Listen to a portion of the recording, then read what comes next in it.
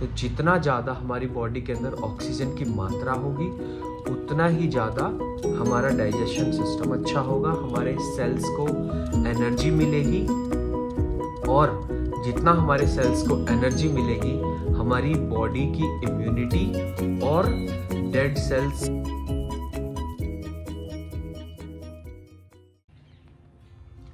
नमस्कार दोस्तों, मैं हूं आपका दोस्त दीपक और आपका अपने YouTube चैनल दैविक साधना योग में बहुत बहुत स्वागत है। तो दोस्तों, सर्दियां शुरू हो गई हैं और पोल्यूशन भी बढ़ रहा है। तो जो ये आज की हमारी वीडियो होने वाली है ये खासकर उन लोगों के लिए होने वाली है जो कि दिल्ली NCR जैसे एरिया में रह रहे हैं या जहाँ का जो AQI है वो बहुत हाई है। ठीक है दोस्तों, तो वीडियो के एंड तक बने रहिएगा। हम बहुत सारी और भी चीज़ें ऐसी डिस्कस करेंगे लास्ट में जो कि आपको हेल्प करेंगी आपकी इम्यूनिटी बढ़ाने में और सर्दियों के साथ साथ पोल्यूशन के जो साइड इफ़ेक्ट्स हैं उनको दूर रखने में, और ये बहुत ही आसान होगा। तो बने रहिएगा हमारे साथ। हम शुरू करते हैं आज के कुछ प्राणायाम से। चलिए पहले हम करते हैं प्राणायाम और उसके बाद में मैं आपको बताऊंगा इनके फ़ायदे, और इनके फ़ायदे ऐसे हैं कि आप सुन के बिल्कुल ही आश्चर्यचकित हो जाएंगे। चलिए दोस्तों, पहला जो हम प्राणायाम करने वाले हैं वो है अनुलोम विलोम। इसमें हमें क्या करना होता है, जो हमारी ये दोनों उंगलियां हैं इनको हम अपने यहाँ माथे पे रखेंगे। ये आज्ञा चक्र हम इसे योग की भाषा में बोलते हैं, और अंगूठे को दाहिनी नाक पे रखेंगे और इस वाली उंगली को बाईं नाक पे रखेंगे। तो एक बार हम क्या करेंगे, दाईं नाक से श्वास लेंगे, इनहेल करेंगे लंबा और गहरा, और फिर बाईं नाक से उसको एक्सहेल करेंगे। फिर इसी तरीके से बाईं नाक से लंबा और गहरा इनहेल करेंगे और दाईं नाक से उसको एक्सहेल करेंगे। देखिए मैं किस प्रकार कर रहा हूँ।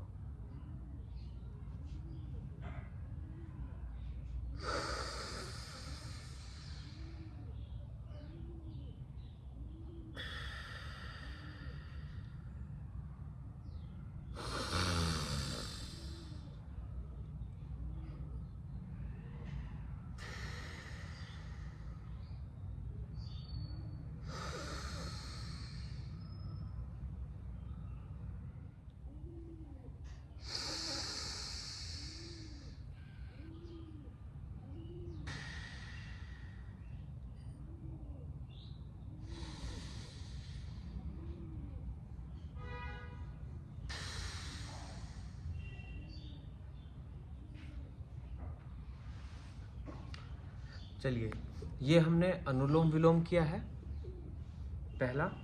ये मैंने आपको दोनों एंगल से करके दिखा दिया है। अब दूसरा हम जो करेंगे वो है नाड़ी शोधन प्राणायाम।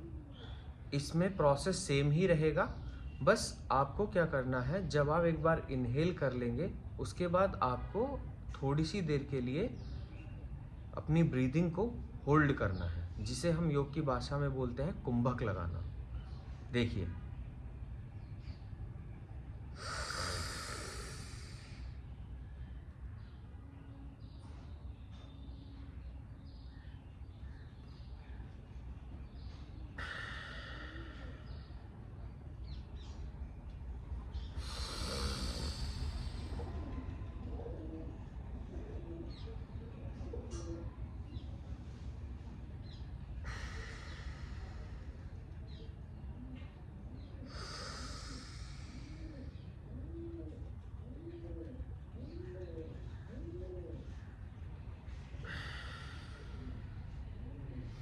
तो ये दोनों ही प्राणायाम आपको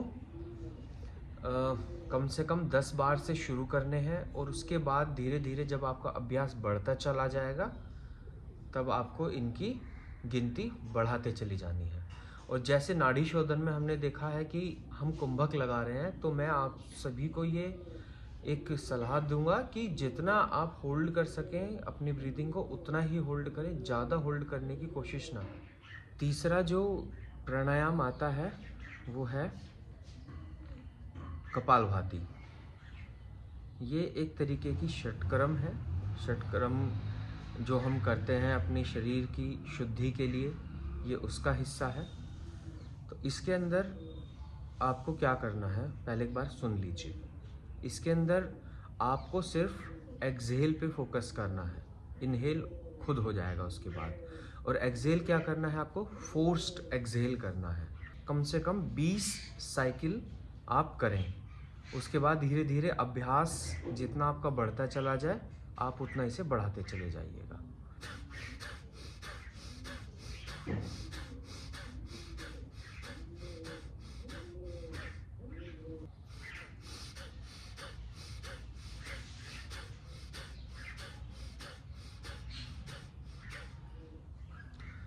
ठीक है, अभी हमने किया है ये कपालभाति। इसके बाद हम करते हैं भस्त्रिका। अब मैं आपको कपालभाति और भस्त्रिका में अंतर समझाता हूँ। जो कपालभाति होता है उसके अंदर हम पेट का इस्तेमाल करते हैं, जो हमारा अमाशय है उसकी मदद से हम फोर्स्ड एक्सहेल करते हैं। फोर्स लगा के, अपने शरीर की ताकत लगा के सांस को झटके से बाहर की तरफ छोड़ते हैं। तो इसमें हमारे जो अमाशय है, जो ये पेट एब्डोमेन एरिया है, इसका इस्तेमाल होता है। अब जो हम करने जा रहे हैं भस्त्रिका, इसके अंदर हमारे चेस्ट एरिया का इस्तेमाल होता है। इसमें लगभग प्रोसेस सेम ही है, बस आपको गहरी सांस भरनी है और उसको छोड़ना है अपने छाती के, अपनी जो चेस्ट एरिया है इसके लिए। दोस्तों अब हम आपको भस्त्रिका करके दिखाते हैं। इसके अंदर आपको अपने हाथों को इस तरीके से करना है। ये देखिए, ज़रूरी नहीं है हाथों को इसी तरीके से करें, ये सिर्फ अपनी बॉडी को एक पुश देने के लिए होता है। तो हम इसको ऐसे करेंगे।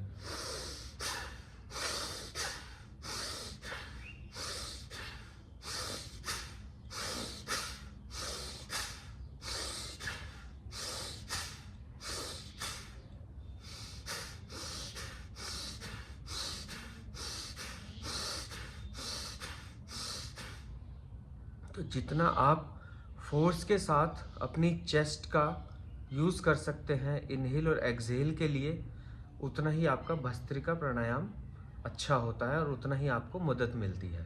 तो धीरे धीरे आप इसको करना शुरू कीजिए और अभ्यास के साथ साथ इसको बढ़ाते जाइए। ठीक है दोस्तों, अब जो लास्ट वाला मैं आपको बताने जा रहा हूँ वो है भ्रामरी। अब भ्रामरी जो है ये मेनली आपके चेस्ट और हेड, चेस्ट से ऊपर वाला जो एरिया होता है इसके कह सकते हैं आप, इसका व्यायाम होता है। और ये एक मेंटल रेस्ट भी आपको देता है। आपके जो मतलब टेंशन हो सकती है, हाइपर टेंशन है, किसी भी तरीके की आपको चिंता हो रही है, ये आपको उसी वक्त बिल्कुल नॉर्मल कर देगा, आपकी जो है चिंताओं को बिल्कुल कम कर देगा।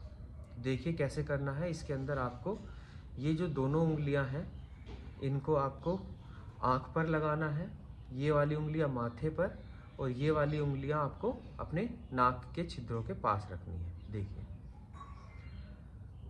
ये इस तरीके से रखना, और ये कानों को आपको अपने ये अंगूठों से बंद कर लेना है, और आपको एक गहरा सांस लेना है, इनहेल करना है, और उसके बाद जैसे जैसे आप एक्सहेल करते जाएंगे उसके वो साउंड, ओम की साउंड, हमिंग की साउंड आपके मुंह से बाहर निकलती जाएगी।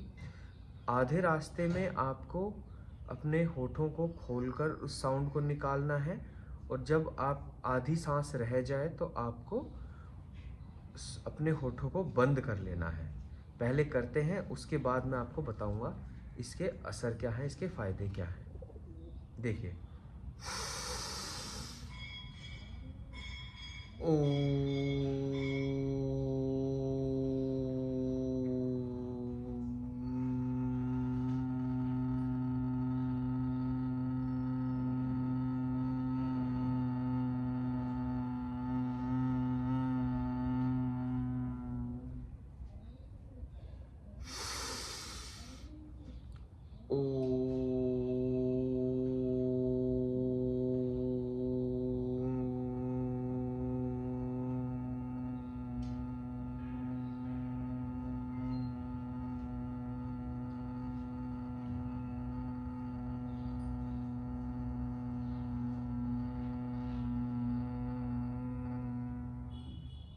ठीक है दोस्तों, तो देखिए, जब आप ये हमिंग की साउंड अपने होठों को खोलकर निकालते हैं तो जो वाइब्रेशन आप फील करते हैं वो करते हैं अपने चेस्ट एरिया में। पर जैसे ही आप अपने होठों को बंद करते हैं, ये हमिंग की साउंड जो है ये वाइब्रेशन आपके ब्रेन में शिफ्ट हो जाती है। तो इससे क्या होता है कि आपके जो चेस्ट एरिया है वहाँ की भी एक्सरसाइज होती है और आपके ब्रेन की भी एक्सरसाइज होती है, ब्रेन का भी व्यायाम होता है। अब इससे क्या होता है, जब ये आपके चेस्ट एरिया में रहती है उस वक्त, मतलब इसके जो बेनिफिट हैं वो ये है कि अगर आपके हार्ट में कोई, यहाँ की किसी भी नस में कोई भी ब्लॉकेज है या कोलेस्ट्रॉल बढ़ा हुआ है, ये उसको कम करता है, किसी भी तरीके की ब्लॉकेज को ओपन करता है, जिससे हार्ट अटैक वगैरह की जो प्रॉब्लम है वो बहुत ही कम हो जाती है या उसके होने के चांस बहुत कम हो जाते हैं। और जैसे ही ये वाइब्रेशन आपके ब्रेन एरिया में शिफ्ट होती है, वैसे ही आपको हाइपरटेंशन या कोई भी तरीके का वर्क प्रेशर या जो आपको पूरे दिन चिंता रहती है या ब्लड प्रेशर है वो आपको दूर करता है। इससे आँखों की रोशनी भी बढ़ती है। ठीक है दोस्तों, ये हमने अभी 4 प्राणायाम डिस्कस किए हैं, प्राणायाम के बारे में बात करी है, मैंने आपको करके दिखाए हैं। पहला था अनुलोम विलोम, दूसरा नाड़ी शोधन, जिसमें हम अनुलोम विलोम की प्रक्रिया को ही फॉलो करते हैं, बस उसमें हम कुंभक लगाते हैं, अपनी ब्रीथिंग को होल्ड करते हैं। तीसरा हमने किया कपालभाति, चौथा भस्त्रिका और 5वां हमने किया है भ्रामरी। ठीक है दोस्तों, अब देखिए एक छोटी सी मैं आपको बात बताता हूँ कि ये सभी प्राणायाम करने से हमारी बॉडी के अंदर ऑक्सीजन की जो मात्रा है वो बढ़ती है।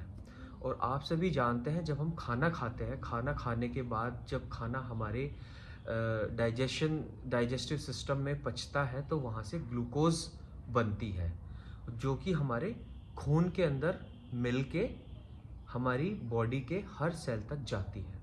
तो दोस्तों, आपको पता है कि जो ऑक्सीजन है वो भी खून के साथ ही मिलके हमारी बॉडी के हर सेल तक जाती है, और जो हमें एनर्जी मिलती है वो सिर्फ ग्लूकोज से नहीं मिलती, ग्लूकोज ऑक्सीजन के साथ मिलके ब्रेक डाउन होती है, तब हमारे बॉडी के हर सेल को एनर्जी मिलती है। तो जितना ज़्यादा हमारी बॉडी के अंदर ऑक्सीजन की मात्रा होगी उतना ही ज़्यादा हमारा डाइजेशन सिस्टम अच्छा होगा, हमारे सेल्स को एनर्जी मिलेगी, और जितना हमारे सेल्स को एनर्जी मिलेगी हमारी बॉडी की इम्यूनिटी और डेड सेल्स वो ख़त्म होंगे और हमारी बॉडी ऑटो रिकवरी के लिए ज़्यादा तेज़ काम करेगी।